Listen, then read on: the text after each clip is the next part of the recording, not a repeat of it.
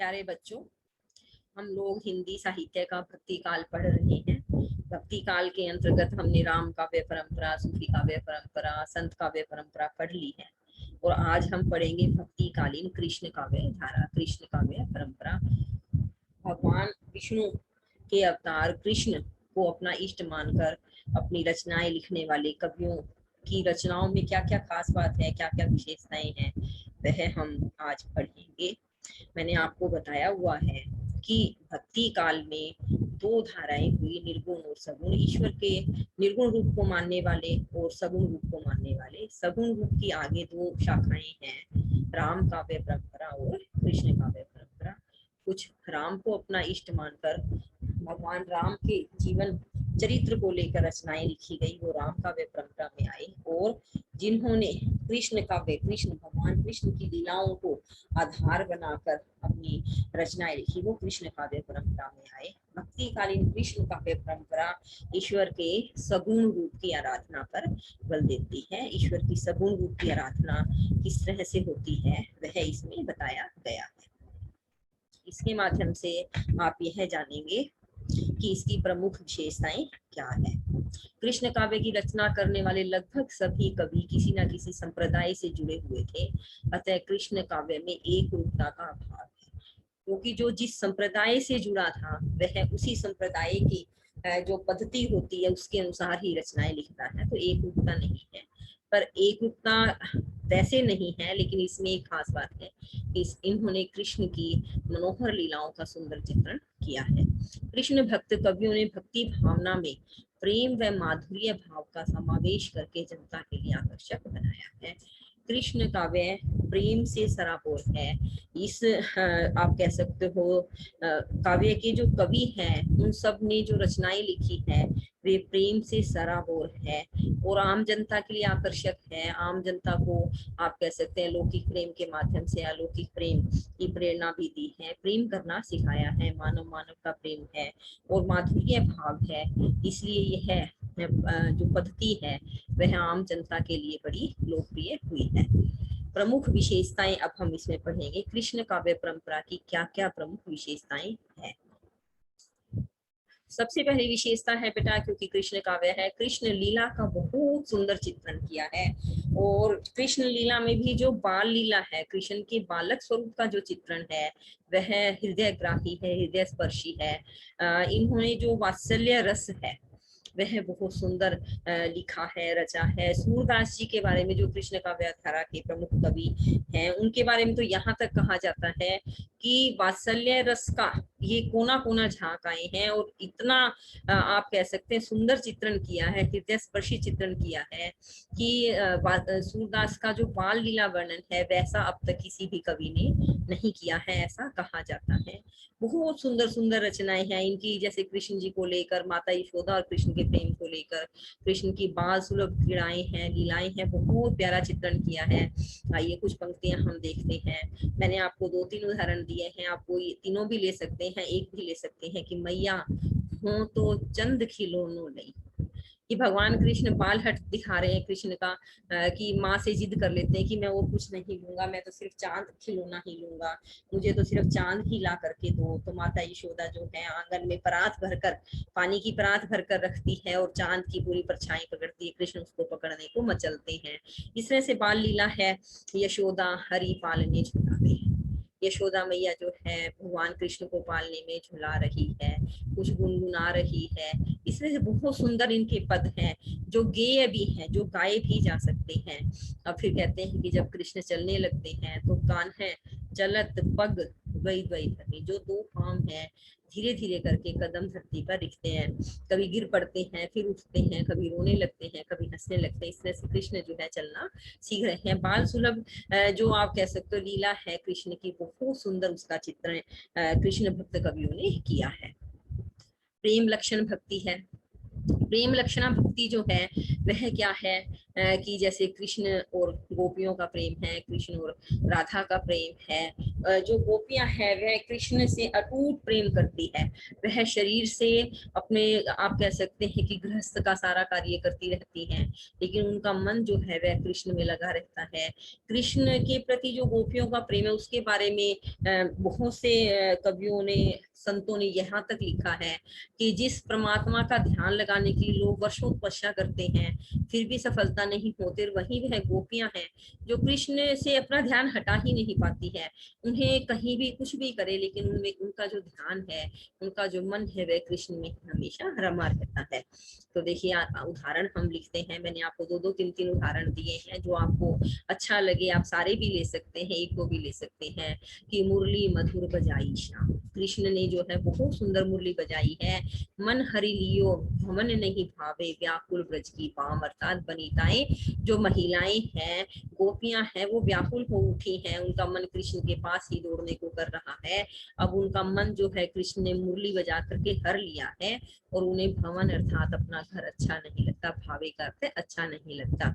इसी तरह से जो राधा और कृष्ण किशोर हैं उनके प्रथम मिलन का चित्रण सूरदास जी ने बड़ा ही सुंदर किया है कि नवल किशोर नवल नागरिया, नए नए किशोर हुए हैं कृष्ण भी और नागरिया अर्थात राधा जी भी। राधा जी ने अपनी भुज श्याम भुज ऊपर, अपनी भुजाएं श्याम की भुजाओं पर रखी है और श्याम की भुजा अपने हृदय पर धारण की है। इस प्रकार दोनों का प्रेम मिलन, प्रथम मिलन का बड़ा सुंदर चित्रण कवि ने किया है। सौंदर्य चित्रण एवं प्रकृति चित्रण, यह भी कृष्ण भक्त जो है, कृष्ण काव्य परंपरा है उसका प्रमुख, आप कह सकते हैं प्रमुख गुण है, विशेषता है, प्रवृत्ति है, सौंदर्य चित्रण है। कृष्ण के रूप सौंदर्य का चित्रण करते हुए कवि कहता है कि शोभा सिंधु ने अंत लहीरी, देखई माई रूप सरोवर साजो। कि हे माई, गोपियां कहती हैं कि हे मैया देखो कृष्ण के रूप का सरोवर सजा हुआ है, उसकी शोभा सागर, सिंधु का अर्थ है सागर, का कोई अंत ही दिखाई नहीं देता, अर्थात उसकी सुंदरता का वर्णन ही करना संभव नहीं है, शब्द ही कम पड़ जाते हैं, उसका रूप सरोवर सजा हुआ है। इसी तरह से प्रकृति चित्रण करते वक्त जो गोपियां हैं वो कहती हैं कि अब ये लता लगती अति शीतल, अब भई विषम ज्वाल की। कि जब कृष्ण साथ हैं तब तो गोपियों को क्या लगता है कि जो प्रकृति है वह बहुत सुंदर दिखाई दे, वह सहचरी दिखाई देती है, सहायक दिखाई देती है प्रेम के में। और जब कृष्ण साथ नहीं है तो वह प्रकृति जो है उन्हें बैरन दिखाई देती है कि बीनो गोपाल बैरन भई पूंजई, तब ये लता लगती अति शीतल, अब भई विषम ज्वाल की पूंजई। कि जो लताएं कृष्ण के साथ हमें बड़ी शीतलता प्रदान करती थी, सुख प्रदान करती थी, आज हमें विषम ज्वाल की पुंज के समान दिखाई देती है। कृष्ण के बिना तो प्रकृति भी हमें हमारी दुश्मन जैसी दिखाई देती है। प्रकृति का चित्रण करते वक्त भी गोपियां क्या करती हैं कि कृष्ण के साथ से ही कृष्ण का प्रेम है, कृष्ण के प्रेम के साथ ही हमारा जीवन है, प्रकृति का हर नजारा भी सुंदर कृष्ण के साथ ही है, कृष्ण के बिना यह प्रकृति भी हमारे किसी काम की नहीं है।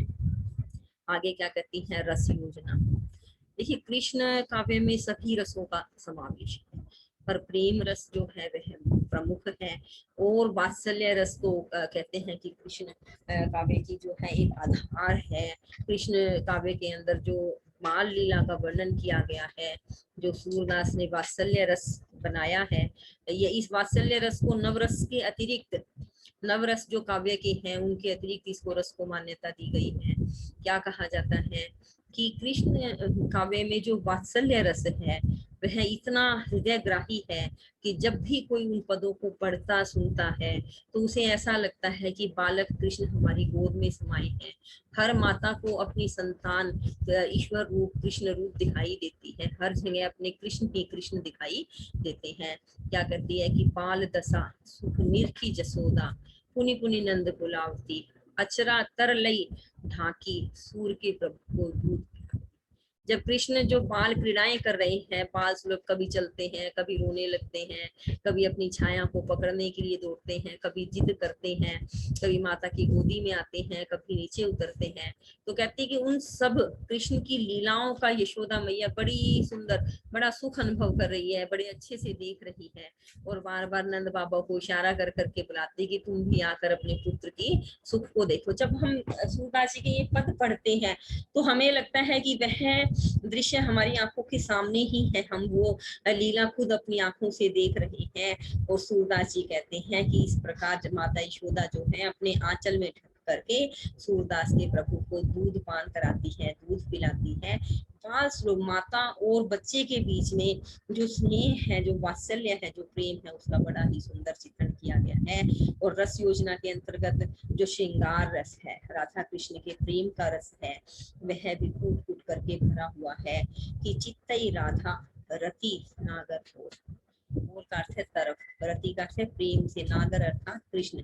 और राधा जी जो है अपने कृष्ण के सन्मुख या उनकी तरफ जो है बड़ी ही आप कह सकते हो दृष्टि को टिका करके देख रही है, चितवन से देख रही है। राधा जी कृष्ण को बड़ी ही सुंदर नजरों से, चितवन से टकटकी लगाकर देख रही है। कृष्ण और राधा जी के प्रेम का बड़ा मनोहर और आप कह सकते हो सुंदर चित्रण इस कृष्ण काव्य में किया गया है। क्या कहते हैं, अब हम इसका पढ़ेंगे कला पक्ष। अब इसमें जो जो भाव थे वो पढ़े, कला पक्ष पढ़ेंगे। तो कला पक्ष में क्या है बेटा कि इनके काव्य में जो है प्रेम की प्रधानता है, तो काव्य में मधुरता है, मधुरता है, बहुत सुंदर है, सॉफ्टनेस जिसको आप कह सकते हो। जब आप इनके पद पढ़ते हैं बहुत सुंदर है, सरसता है, रागात्मकता है, आदि गुण विद्यमान है। प्रेम की प्रधानता है ना, इस वजह से मधुरता, सरसता, रागात्मकता आदि गुण विद्यमान है। यह मुक्त काव्य की रचना की है। कृष्ण काव्य में ज्यादातर जितनी भी रचनाएं हैं वो मुक्त काव्य है। इन्होंने प्रबंध काव्य की सृष्टि कम की है, एक दो प्रबंध काव्य भी लिखे गए हैं, पर ज्यादातर इन्होंने मुक्त काव्य ही लिखे हैं। कुछ प्रबंध काव्यों की भी इन्होंने रचना की है।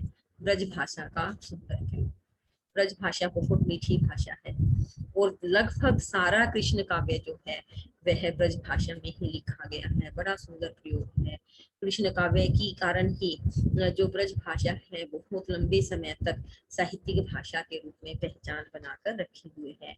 इस इनकी जो आप कह सकते कुछ एक कवि जैसे मीरा जी है जो कृष्ण भक्त हैं, उनकी ब्रज भाषा पर राजस्थानी भाषा का प्रभाव है। और जो क्योंकि गेय पद है, बहुत सुंदर रचना है, सभी रसों का समावेश है, तो अलंकारों की मनोहरी सुषमा भी इसमें दिखाई देती है। छंदों का भी बड़ा सुंदर इन्होंने प्रयोग किया है। मुख्य तौर पर पदों की ही रचना है, गेय पद है। ज्यादातर कृष्ण काव्य में पदों की ही रचना की गई है। जैसे राम काव्य है, उसमें तो तोहफा, चौपाई, सोठा आदि कई छंद हैं। इन्होंने ज्यादातर पद लिखे हैं, और वो भी सारे पद जैसे आप भजन की तरह से गाते हैं ना, आपने सूरदास जी के, मीरा के बहुत से पद भी होंगे। मैया मैं नहीं माखन खायो, ठीक है ना, मैया दाऊ मोही बहुत खिजायो, मीराबाई कहती है पग घूरू बांध मीरा नाची रे, है ना। इस तरह के जो पद है गेय पद है, मेरो तो गिरधर गोपाल दूसरों ने कोई। तो मीरा जी के जो पद है उन पर ब्रज भाषा में ही है, उन पर राजस्थानी भाषा का आप कह सकते हैं प्रभाव है। इसी तरह से जो कृष्ण भक्त सूरदास जी हैं, उन्होंने ब्रज भाषा में बहुत सुंदर गेय पद लिखे हैं। कृष्ण लीला के लगभग सभी पक्षों का उन्होंने सुंदर चित्रण किया है। और इसके अलावा उन्होंने दास्य भाव, विनय भाव, भक्ति भावना के भी पद लिखे हैं। कृष्ण के बालक रूप, फिर उसके बाद उनका किशोर रूप, आप कह सकते हैं गोपियों के साथ उनका मिलन, विरह सब लिखा है। इसके साथ साथ सूरदास जी ने आप कह सकते हैं कि भ्रमर गीत, जब कृष्ण जो है वृंदावन छोड़कर चले जाते हैं तो उस समय गोपियों का जो विरह है उसका भी बड़ा मार्मिक और सुंदर चित्रण किया है भ्रमर गीत के माध्यम से। और फिर जब उद्धव गोपियों को ज्ञान उपदेश देने आते हैं, तब गोपियों और उद्धव के बीच में जो आप कह सकते हैं बातचीत है, उसका भी बड़ा सुंदर चित्रण किया है। तो इन्होंने लगभग पदों के माध्यम से ही अपनी रचनाएं की है। यह कुछ विशेषताएं हैं जो इनके काव्य की कला पक्ष के अंतर्गत आती है। उससे पहले आपने भाव पक्ष पढ़ा था। हिंदी साहित्य के भक्ति काल में हम इतना ही पढ़ेंगे। प्रवृत्तियां या विशेषताएं, मुख्य तौर पर आपको ये प्रश्न इसी तरह से पूछा जाता है कि भक्तिकालीन कृष्ण काव्य धारा की प्रवृत्तियां या विशेषताएं बताएं, तो आप इस तरह से इसके बारे में जान और समझ सकते हैं।